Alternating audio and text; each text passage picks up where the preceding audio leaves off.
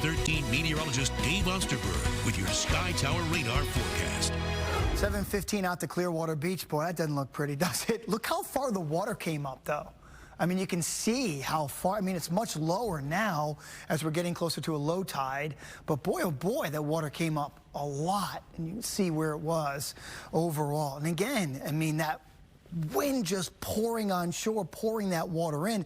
Meanwhile, it continues to rain very heavily in spots. So first I want to start up here because Debby just made landfall in and around Steinhatchee. Steinhatchee's right here, and right next to that is a town called Jenna. So right in that particular spot is where it made landfall, again, with its 80-mile-per-hour winds. I'm going to go back, put the radar back up in a second, but I want to show you, again, some of these hefty rainfall amounts that we have gotten over the course of the past 24 hours or so. We've seen these rainfall amounts get into, what, 11, 12, 13, and now in Manatee County, how about 14 inches? 14 inches of rain have come down in short order, and we had over 11 yesterday in the Sarasota area.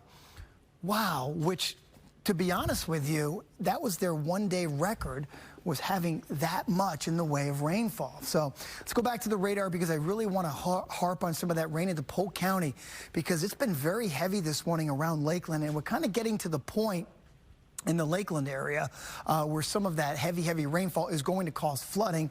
As you see, it's just kind of surrounding the whole Polk Parkway. So from Polk City, as you're going west on I-4, then you're kind of going around that Polk Parkway. You see that red? That's incredibly heavy rain, and they're getting more coming in. This is what we call training, as you're getting these rain over and over again in the same spots, so the inches of rain will accumulate. Now, behind that, it's quiet, and then you get another wave of rain kind of rolling through the Lutz area, going up and toward Dade City.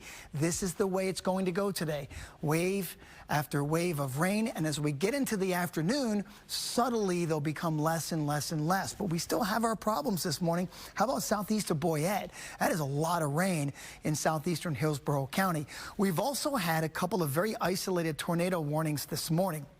The tornado watch was extended till 4 p.m. So we are under a tornado watch until at least the middle to latter portion of our afternoon. And we may get one or two little tiny spin-ups, which would be embedded in that rain. That happens, of course. We'll pass that along to you. But just look at the waves of rain that continue this morning.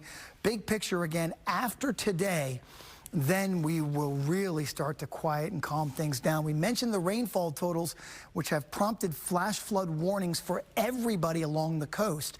What that means, rivers, creeks, streams, low-lying areas, they're flooding. And if they're not flooding, they're going to flood. And that's why I need you to be careful. Please be careful on the roads this morning. When I came in this morning, there was so much water on Dale Mabry, I couldn't even get up to the speed limit. So please slow it down. Upper 70s, lower 80s. Temperatures are not a factor today. Winds a little bit still. We still have winds gusting to tropical storm strength and above 40 miles per hour in general, especially in some of those heavier rain bands. So you get into one of those heavier rain bands and you get a quick burst of wind real high, and then it kind of calms down.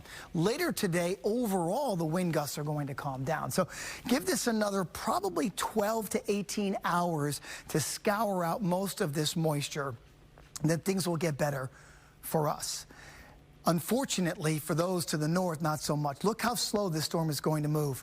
And eventually, this may get locked up and stalled near Charleston for a couple of days. And if that happens, you're looking at 2 feet of rain in Charleston. So again, Debby is honestly just kind of getting started, as it's going to be a huge problem for parts of the southeast. For us, pockets of heavy rain, gusty winds. Won't rain the entire day, but you're going to have these pockets from time to time of those heavy downpours. Then you'll notice that the rain chances dwindle a little bit as we get back to more summertime levels and back to the lower 90s by the middle of the week as well.